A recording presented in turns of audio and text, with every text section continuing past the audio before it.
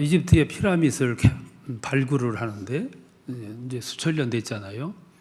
옛날에는 그 군왕들이 무덤에 묻히면 이 순장이라 해가지고 그 부리던 종들까지 함께 묻어주는 그런 제도도 있었습니다.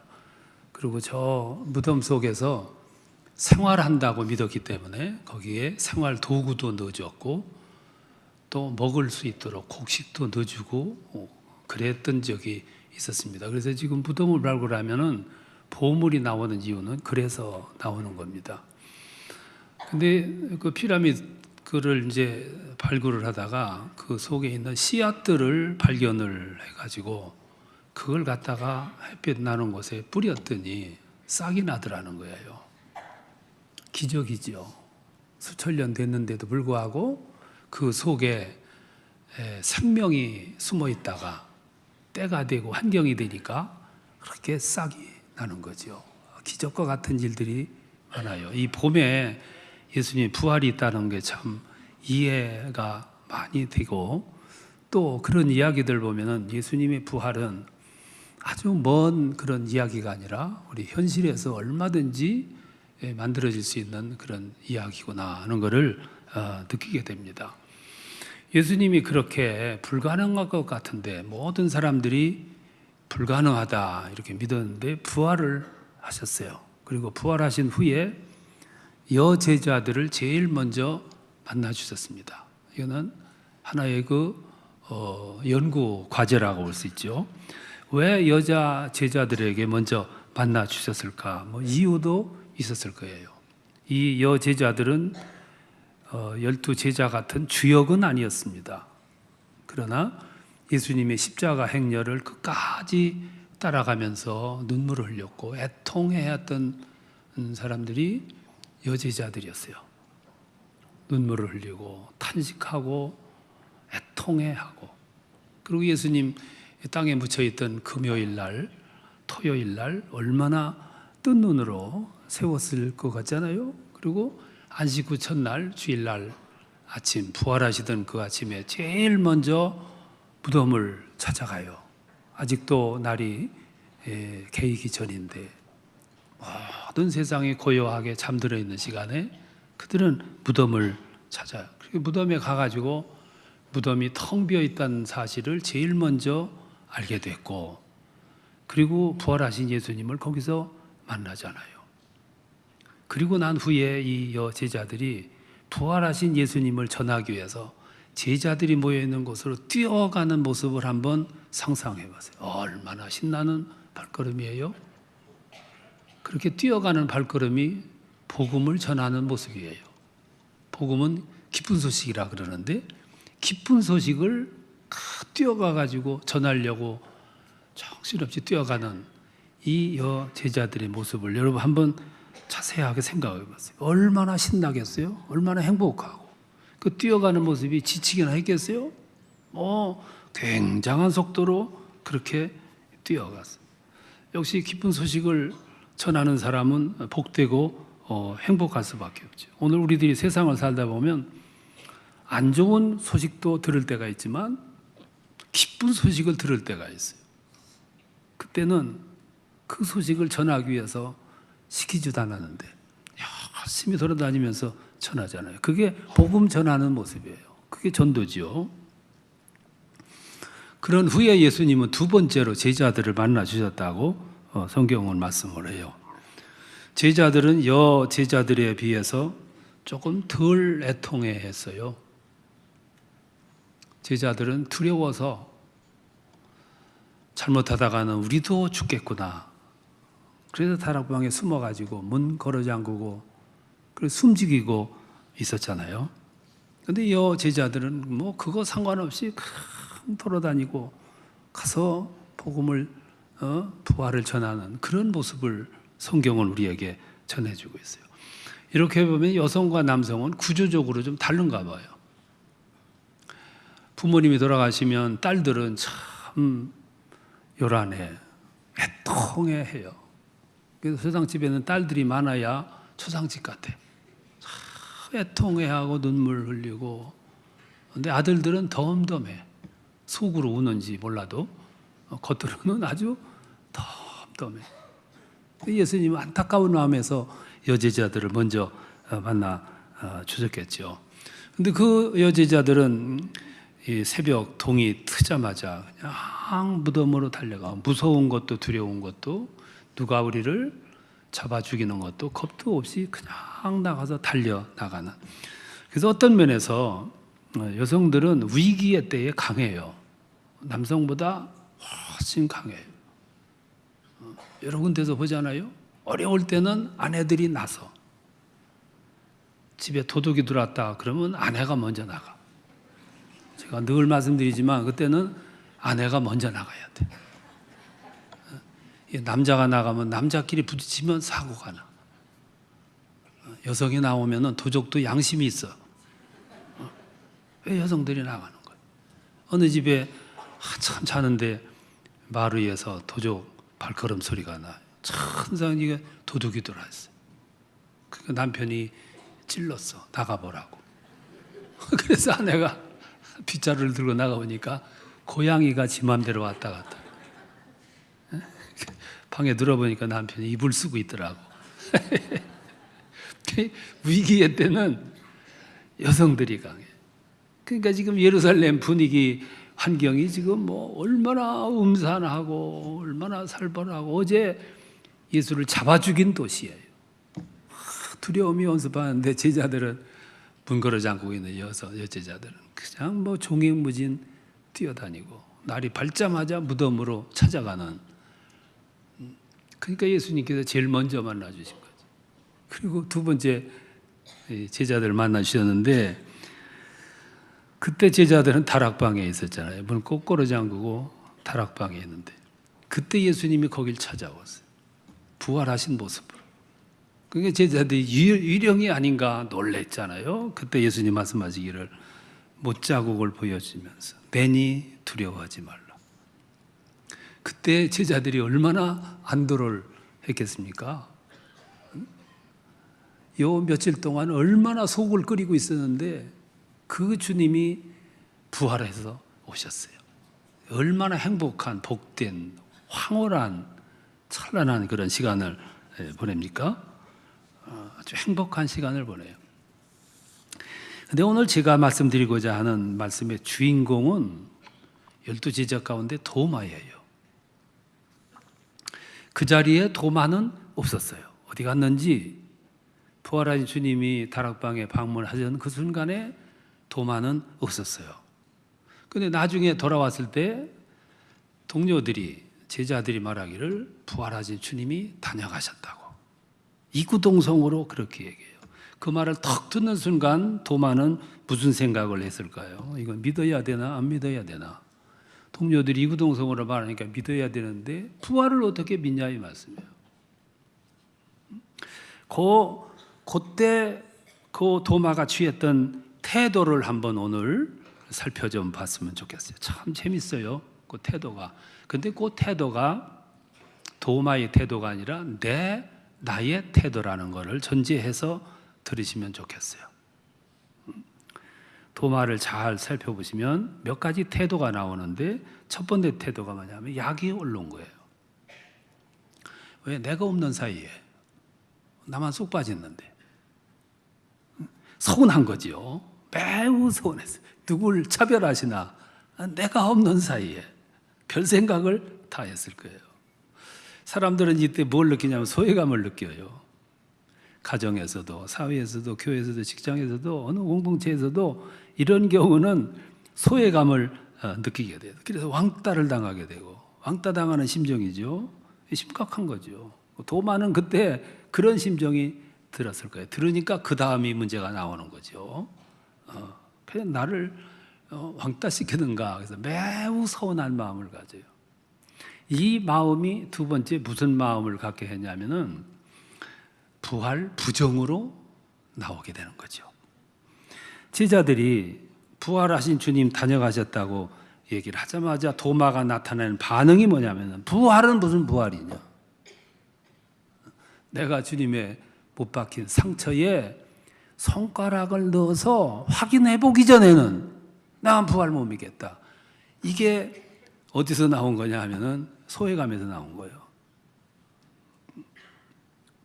원래 도마의 이름이 그래요. 이름이 의심이 많은 의미를 가지고 있어요. 도마라는 뜻은 헬라어로 디두모라고 하는 이름인데, 디두모라는 이름은 쌍둥이라는 뜻이고, 이 쌍둥이라는 의미가 조금 더 발전해서 이중적인이라는 뜻이에요. 그러니까 이 도마라는 사람은 무슨 사건이 이렇게 일어나면 탁 받아서 믿는 것이 아니고 이중적이에요. 항상 의심을 가져요.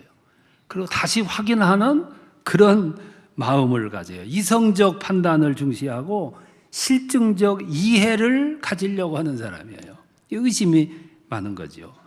요한복음 14장 4절에 보면 예수님께 제자들이 그래요. 너희가 내가 가는 길을 아느니라. 그러니까 다른 제자들 가만히 있는데 도마가 뭐라고 그러냐면은 우리가 그 길을 어찌 알겠나이까, 이렇게 대답을 해요.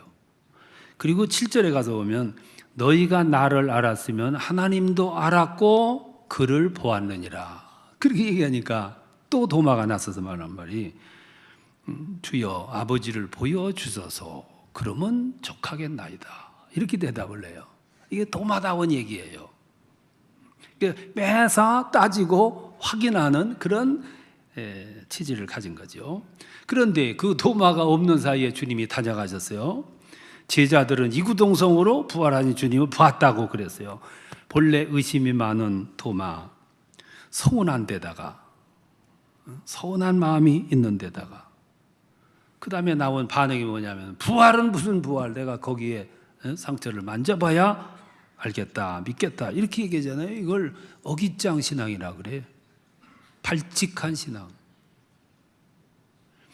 이게 인간이 가지고 있는 본성이에요. 누구나 다 그런 상황에 빠지면 탁 나오는 말이 아 그래 주님 부활하셨어? 이게 아니고 이게 나오는 거예요. 어깃장. 사람들은 그걸 다 가지고 있어요. 여러분 어린아이들도요, 엄마가 뭐 말 안 들어주고 그러면 아이들이 막 때를 쓰면서 심술을 부려요. 그리고 나 밥 안 먹어 이래. 그 어깃장 놓는 거예요. 아이들도 어깃장 놓는데 충청도 사람들이 제일 잘해. 내가 충청도라 알아. 아니 충청도 농부가 수박을 재배해서 한짐 지고 시장을 갔어요. 가면서 생각해요. 이거 하나에 5,000원씩 받았으면 좋겠다. 값을 정해놓은 거예요. 가다가 턱 나는데 사람들이 와가지고 그래요. 얼마냐고. 그러면 충청도 사람은 얼마 달라고 하네요. 알아서 주시오 이런다고. 그러니까 3,000원을 턱 내밀으니까 냅둬요 이러고 이제 이게 어깃장 넣는 거예요. 그러다가 6,000원을 주면 누굴 도둑으로 하느냐고. 이게 아이고 나도 충청도지만 마음에 안 들어요. 그러니까 이 도마가 몹시 기분이 언짢은 거예요. 언짢은 게 어깃장으로 넣는 거예요. 못자국을 내가 확인해야 알겠다고. 그리고 그 다음을 보면 참 재밌는 거지. 예수님이 두 번째 오세요. 그 장소에 두 번째 오세요. 근데 얼마 만에 오셨냐면 8일 만에 오세요. 예수님이 오시자마자 다른 제자들 개념하지 않고 도마에게 가요. 그리고 도마에게 가셔서 손바닥, 못자국, 상자국 이렇게 보여주시면서 하시는 말씀이 내 손가락으로 내 옆구리 창자국 난 곳에 넣어라. 그리하여 믿음 없는 자가 되지 말고 믿는 자가 되라. 이렇게 말씀하시는 거예요. 그러니까 오늘 예수님이 여기 다시 두 번째 오신 거는 순전히 도마의 부활신앙을 회복시켜 주시기 위해서 오신 거예요. 그러니까 그 이야기를 듣자마자 도마가 28절에서 뭐라고 하냐면 나의 주님이시요 나의 하나님이시니다 이렇게 고백을 해요. 그러자 주님 또 말씀하시기를 너는 나를 본고로 믿느냐 보지 않고 믿는 자가 복이 있느니라. 여러분 부활신앙에 이상이 없습니까? 부활신앙 확실히 믿습니까? 그게 복이에요. 우리들이 주님을 본 것도 아닌데 그럼에도 불구하고 내가 십자가의 도를 깨닫게 됐고 부활 신앙을 확고하게 가지고 있다면 그거는 참 은혜고 복이죠. 그게 이제 도마 이야기를 통해서 우리가 받는 거죠. 그런데 도마가 부활 신앙을 회복하는데 며칠 걸렸냐면 8일 걸렸어요. 다른 제자들보다 부활 신앙을 갖는데 8일 늦었어요. 지난 주일이 부활주일이에요. 8일 만에 오셨다면 그날이 언제냐면 오늘이에요. 오늘이 8일째 되는 날이에요. 오늘을 도마 선데이라 그래.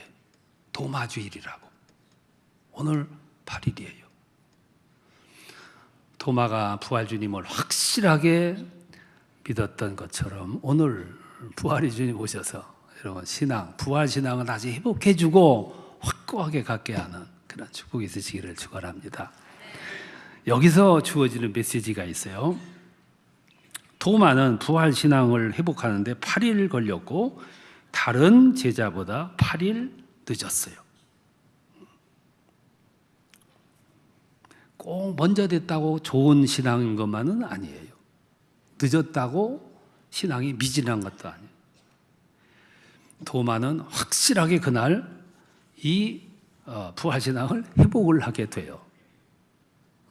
집을 지으려면 가장 중요한 게 기둥인데 큰 튼튼한 기둥을 세우고 대들보를 튼튼하게 세워야 그 집이 건강한 것처럼 신앙도 집을 짓는 건데 집을 짓는데 가장 중요한 하나의 기둥은 십자가 사건이고 또 하나 기둥은 부활 사건이에요. 이 두 가지가 딱 버텨줄 때 그 신앙의 집이 튼튼해지는 거죠. 그래서 신앙에는 이 두 기둥을 우리가 가져야 돼요. 누가복음 24장에 보면 두 제자가 나옵니다. 지난 주일에 말씀드린 거예요. 예수님 사후에 제자들은 숨기에 급급했어요. 다락문을 잠그고 다락방에 숨었어요. 또 다른 두 제자는 고향으로 저 엠마오로 내려가고 있어요. 그때 예수님이 그들 속에 함께 동행을 하게 됐습니다. 함께 여러 시간 동안을 함께 가는데도 불구하고 두 제자는 그분이 주님인 것을 몰라요. 언제 알았냐 하면은 만찬할 때, 저녁 식사할 때 그들에게 떡을 떼어줄 때 그들이 눈이 열렸다 그랬어요. 그리고 그분이 주님인 것을 알았다 이 말씀이에요. 그러면 이 두 제자는 예수를 몰랐느냐? 잘 알았어요. 예수님이 말씀하신 대로 하나님의 아들이라는 것도 알았고 십자가에서 죽을 때 부활할 것이라고 하신 말씀도 들어서 알고 있었어요. 베드로가 저분은 그리스도시고 하나님의 아들이라고 고백한 것도 들어서 알고 있어요. 익히 잘 알고 있어요. 그런데 뭐가 부족했냐면 머리로 알기는 많이 알았는데 고백이 안 되는 거예요. 이 머리에서 가슴으로 내려가는 이 길이 너무 멀었어요. 이성으로는 알았는데, 지식으로는 알았는데, 외워서 알았는데, 들어서 알았는데, 가슴으로 들어가서 내가 내 마음으로 고백하는데 시간이 너무 오래 걸렸어요. 오늘 우리들의 신앙에 문제가 있는 것은 우리들 너무 지식이 많아요. 너무 많이 알아요. 어렸을 때부터 교회 다니는 사람들은 교회 학교에서 좀 많이 들었어. 예수는 누구인지, 어디서 태어났는지, 부모 이름이 누구인지, 언제 죽었는지, 어떤 길을 갔는지 너무너무 잘 알아요. 이 잘한다는 게 문제예요. 너무 많이 아는데 머리로는 알았는데 가슴으로 고백이 안 되는 거예요. 이게 큰 문제인 거죠. 그리스도인들은 교회에서 성경 공부를 너무 많이 해가지고 너무 많이 알아요. 그것도 모자라 가지고 성경을 1년에 몇 번씩 읽어. 그것도 모자라서 써. 기록을 하고. 그런데 그렇게 해서 알기는 아는데 그것이 내 삶으로, 내 가슴으로 고백되어지고 믿어지는 것이 이게 어렵다 이 말씀이에요. 그러니까 도마 신앙으로 우리가 멈춰 있게 되는 거죠. 도마가 여러분 그렇게 된 거 아닙니까? 몰라서입니까? 아니거든요. 너무 많이 알아요. 아는데 의심이 되는 거지요. 가슴으로 고백이 안 되어진다 이 말씀이에요. 이것이 나의 한계이고 도마의 한계였어요.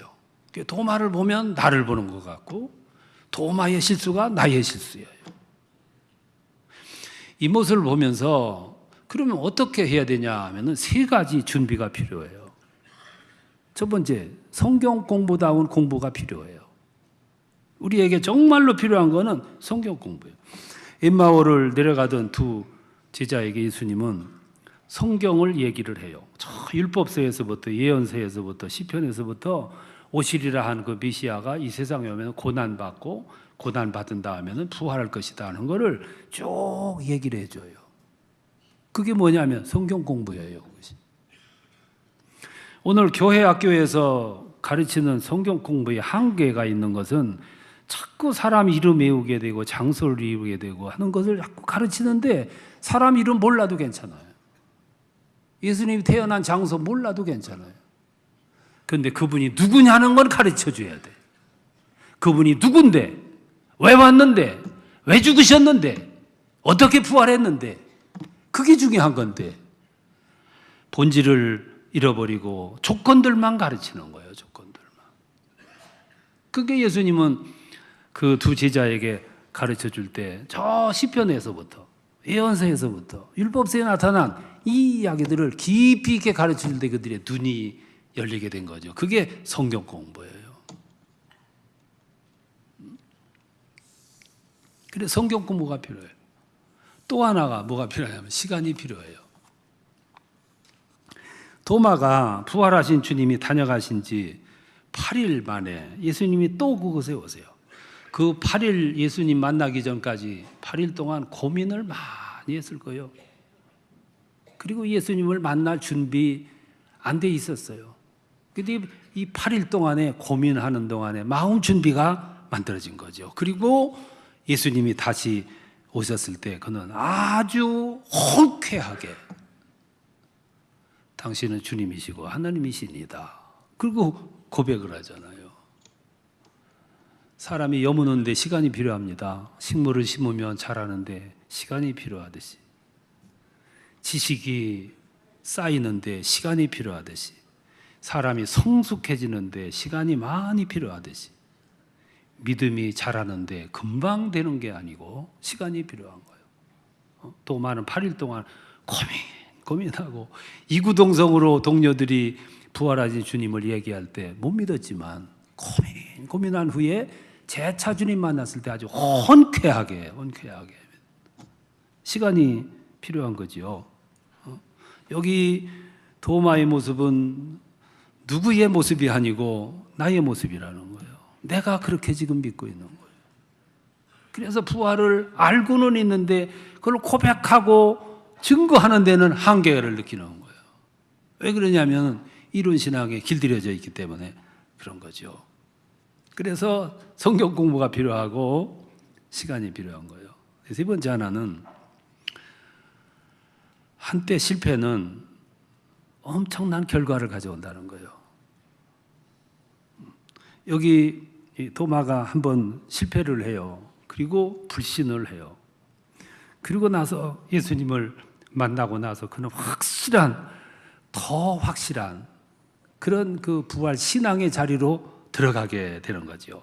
그때부터 도마는 평생 동안 눈물을 흘리면서 내가 주님에게 그렇게 아금박스럽게 저 상처 속에 내 손가락을 넣어봐야 믿겠다고 이렇게까지 얘기한 이 나의 이 불신, 이거를 어떻게 하면 회복할까를 위해서 눈물을 많이 흘렸다 그래요.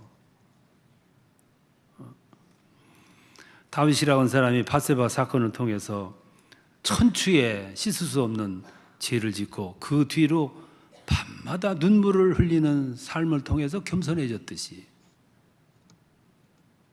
얼마나 겸손해졌어요?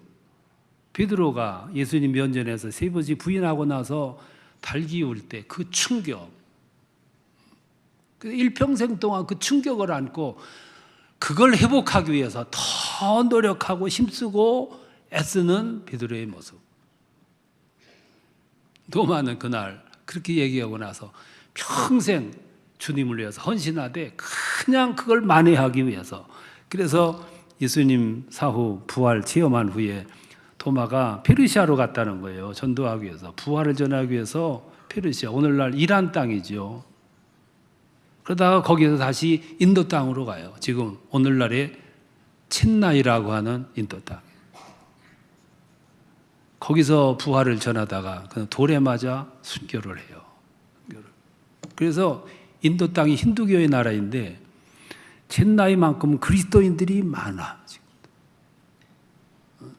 도마가 그때 전했다는 그 전도 때문에. 그래서 그 사람들은 지금도 도마 그리스도라고 불러요. 도마를 그리스도라. 그만큼 큰 역할을 하게 된 거지요. 오늘의 실패는 실패로 끝나는 게 아니고 하나님 안에서는 실패도 은혜고 적은 것도 은혜고 아픈 것도 은혜고 병드는 것도 은혜예요. 하나님은 좋은 것을 가지고 좋은 결과를 내놓은 게 아니라 때로는 우리의 병듦을 통해서 약함을 통해서 부족함을 통해서 무지를 통해서 나의 못난 것 자본을 통해서 하나님은 그걸 자본 삼아 가지고 덕을 쌓게 하고 좋은 결과 맺게 하고 더 좋은 신앙으로 발전하게 하시는 하나님의 은혜가 주어지는 거죠. 도마를 보면서 나의 모습을 보고 도마의 못난 신앙의 모습을 보고 나의 모습을 보는. 그래서 도마가 그날 부활 주님을 만나고 부활 신앙이 회복돼 가지고 뜨겁게 충성했던 것처럼 여러분 오늘 부활 신앙이 다시 회복이 돼서 남은 생에 우리 주님 부활을 증거하며 고백하고 살아가는 뜨거운 신앙인들이 다 되시기를 축원합니다.